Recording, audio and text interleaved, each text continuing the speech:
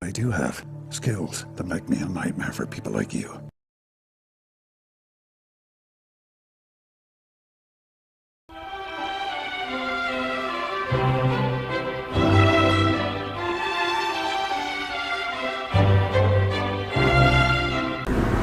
Lines still there, eh?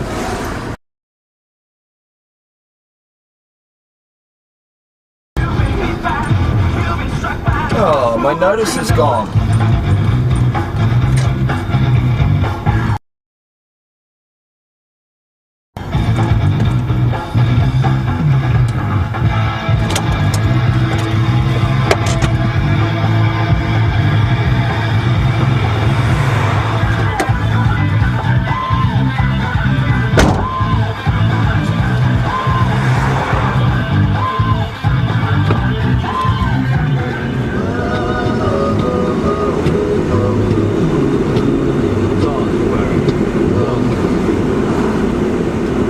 Ladies and gents, we're just going to head back down to Waitakere District Court, see if the lines have gone or if they're still in existence.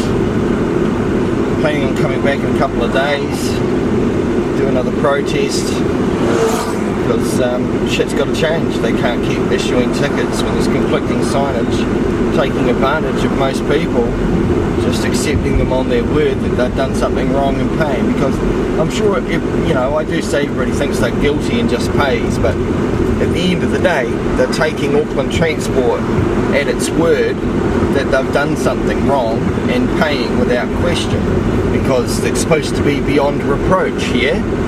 Well, at the end of the day, that's not what's happening. Clearly, they're doing things against their own rules and procedures, and just like anything I come across that's an error, if you don't complain, it doesn't get fixed. If you don't point it out, they don't know to fix it. A lot of people might turn around and think I'm being a shit stirrer. Quite frankly, I'm not. Most people would be sitting on their ass at home watching TV, or, you know, some soap opera or a sports game, or, you know, at least what I'm doing is helping others in one way or another. And if you don't think that's the case, then prove it. Because time and time again, I've had Auckland Council, I've had medical councils, I've had trespass notices rescinded, I've had all sorts of successes, including the speeding ticket dismissed. So, you know, I'm putting my actions and my, you know, my money where my mouth is, so to speak. You know, it cost $160 to challenge the $80 speeding ticket, but like I say, it's about principle. You might think that's nuts, you end up paying twice as much. Well, no, because it was an excellent way of doing a practical test on everything that I'd learned to see if the system worked correctly or not. And clearly it didn't. It showed some resounding flaws in the Police Prosecution Service and the Ministry of Justice itself. You know? So, anyway, we're almost here now.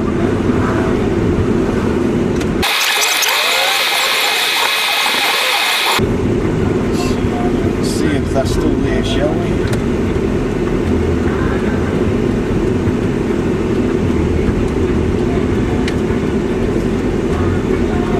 Yep, still there. See, so anyone coming along is going to see that white car park there.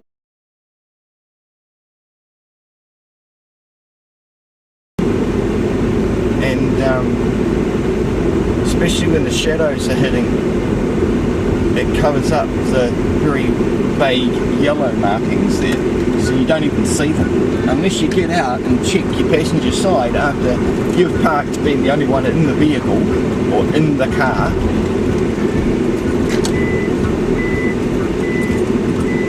Then you're not going to know you've parked on broken yellows, because on your driver's side you're seeing a white hockey stick and thinking it's a car park.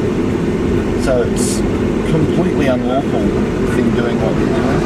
I wonder who's on today. Gentlemen. See, that guy there is about to park there because he thinks there's a car park. Anyway, so that's today, the 9th of January. 2019. Fault's still there. Reported to them on the 4th of December, and it was first made aware to them on the 25th of October when I responded to their infringement notice that they issued unlawfully because there is conflicting signage, instead of reporting the fault and getting it fixed. Hey Steve! So, yeah, moving on.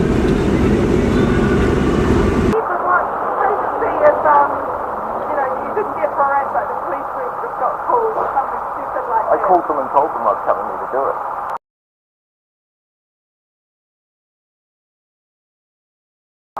And I've already seen one guy pull up and he drives off again like this all the time.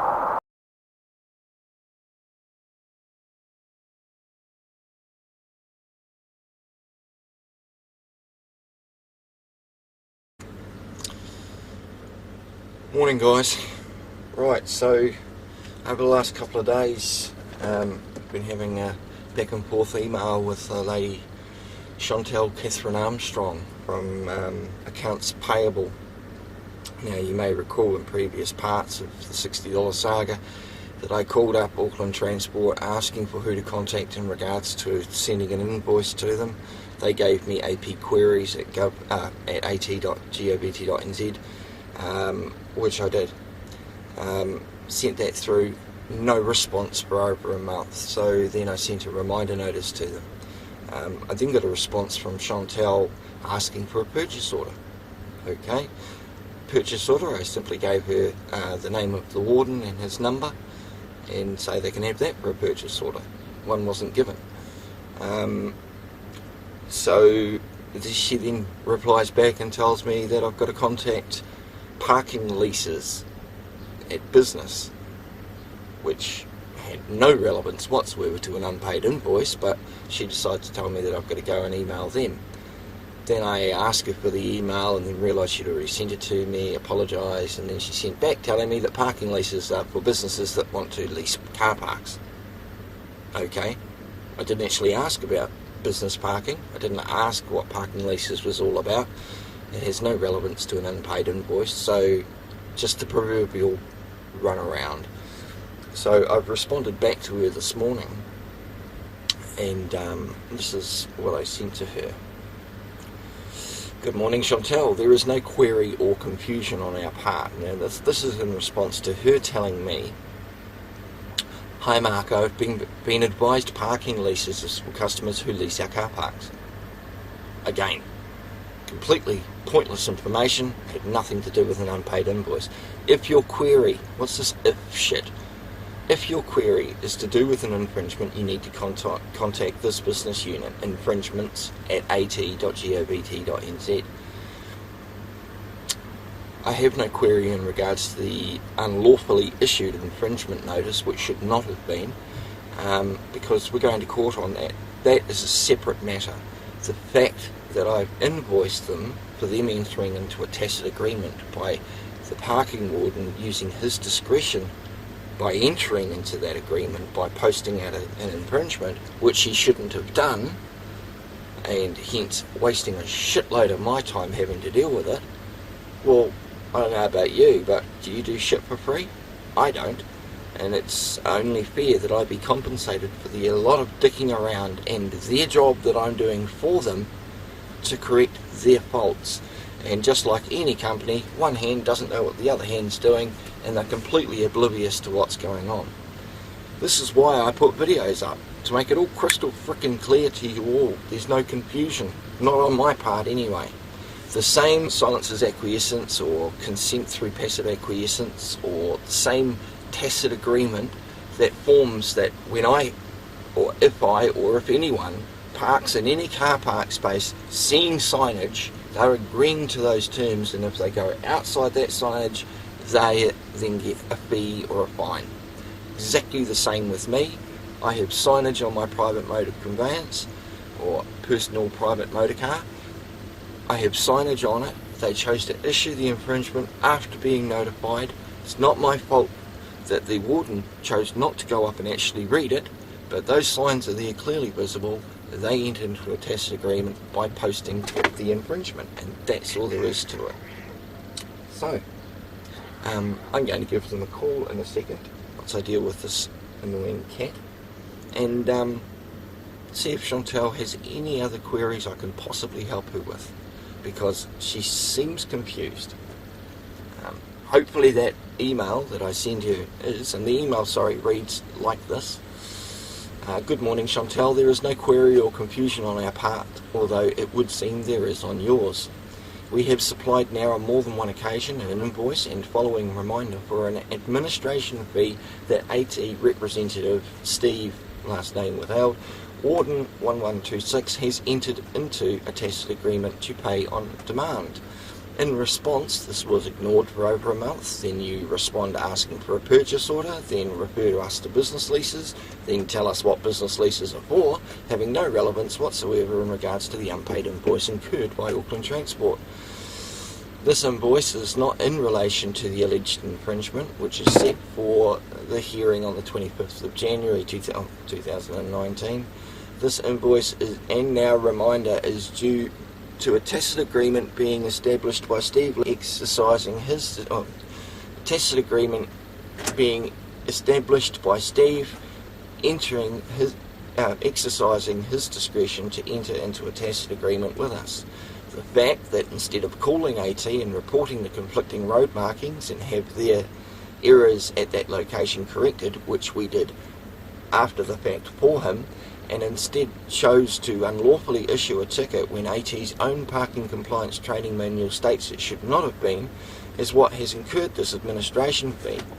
As stated on the reminder, if Auckland Transport chooses not to honour this agreement and the balance owing remains outstanding, AT will be sent a final demand, and if not paid, a claim will be lodged in Disputes Tribunal, which shall incur additional fees. Again, don't do shit for free. Please pay the outstanding amount due of $75 without any further delay. If not, you have been informed of what will follow. Why ask for a purchase order? Why direct us to a department which has nothing to do with accounts payable? Why then state what that department is in relation to?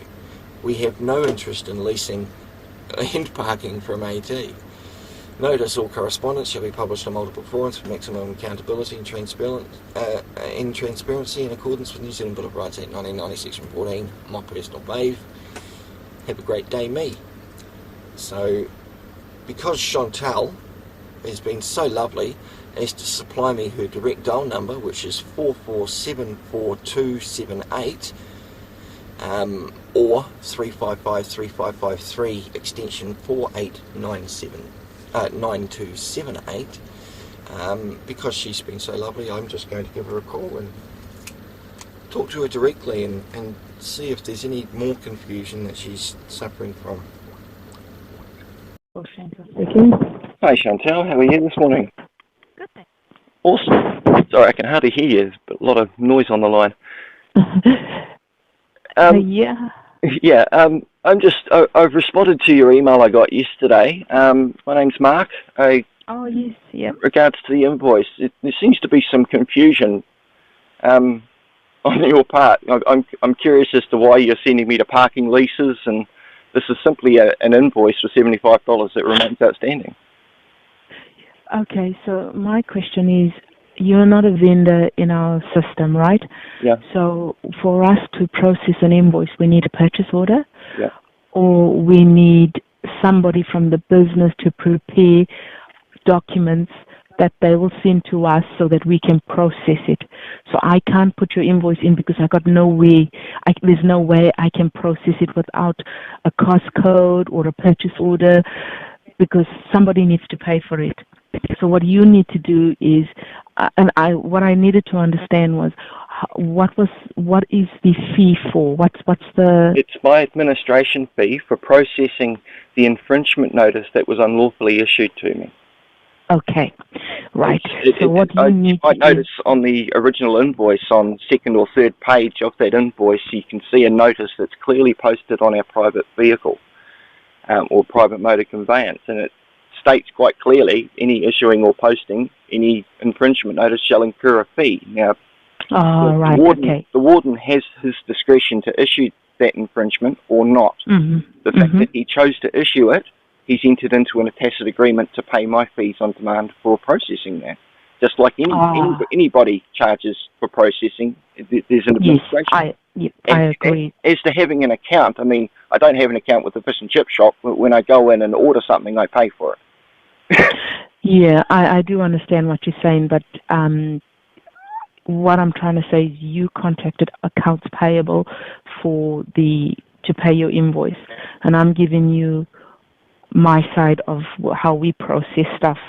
Okay. I can't put your invoice in and process it because there needs to be authorization from the business. Somebody needs to pay for it. Auckland Transport's got so many business units, and each of them got a project code or a department code where they charge these costs to that comes out of their budgets. So for your invoice, if I put it in the system, how is it going to get paid? Because somebody needs to give me their.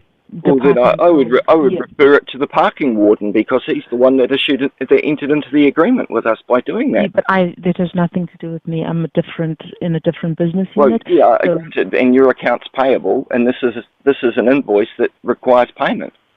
So it's not like no point sending me to parking leases, because they have nothing to do with accounts payable, do they?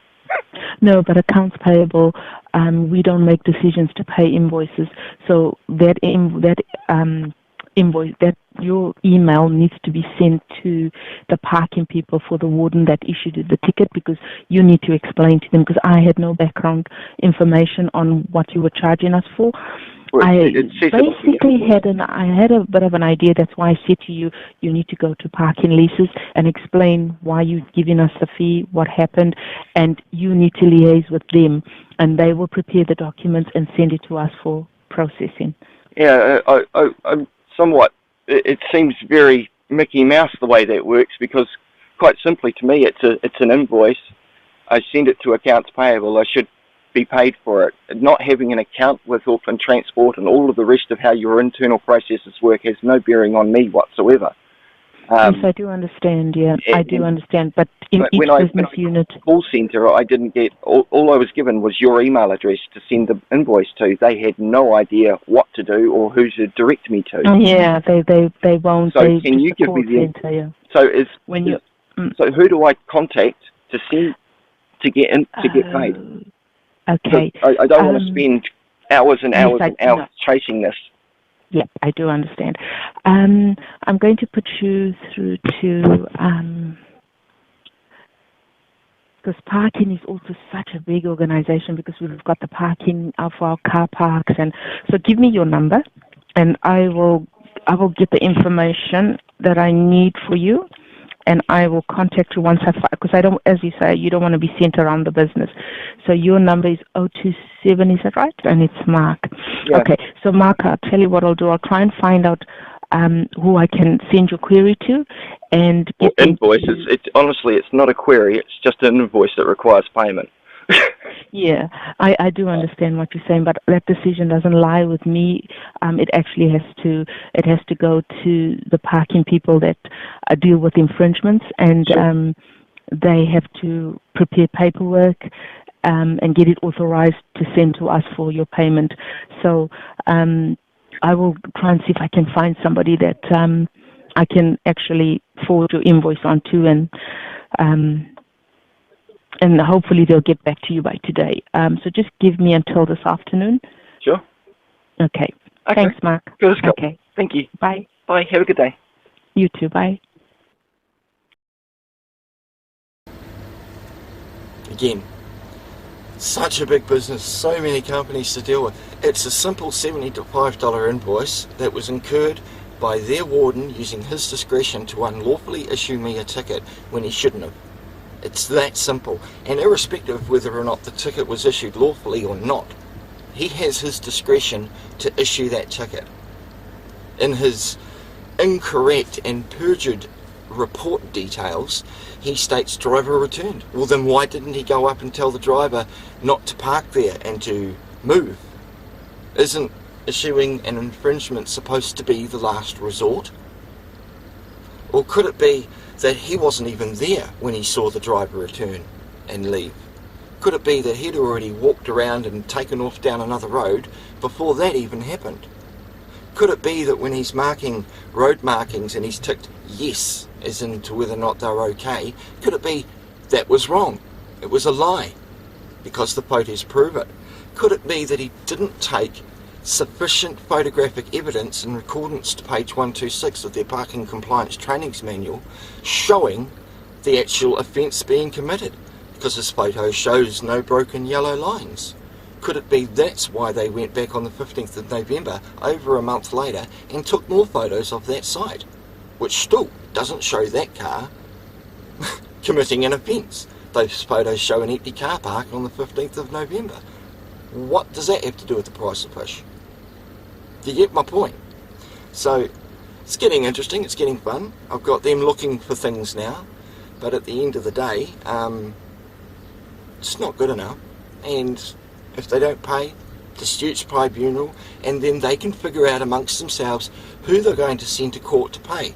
And if they don't show up, you know, I will be. So it kind of looks bad if you don't show up to answer a claim in court, doesn't it? I think summary judgment might fall into effect there, and you might end up having to pay because you can't show up and defend yourself, because I'm the plaintiff and you guys will be the defendants. You don't like it when the shoes switch to the other foot, do you? Anyway, that's the end of it for this clip. Catch you later.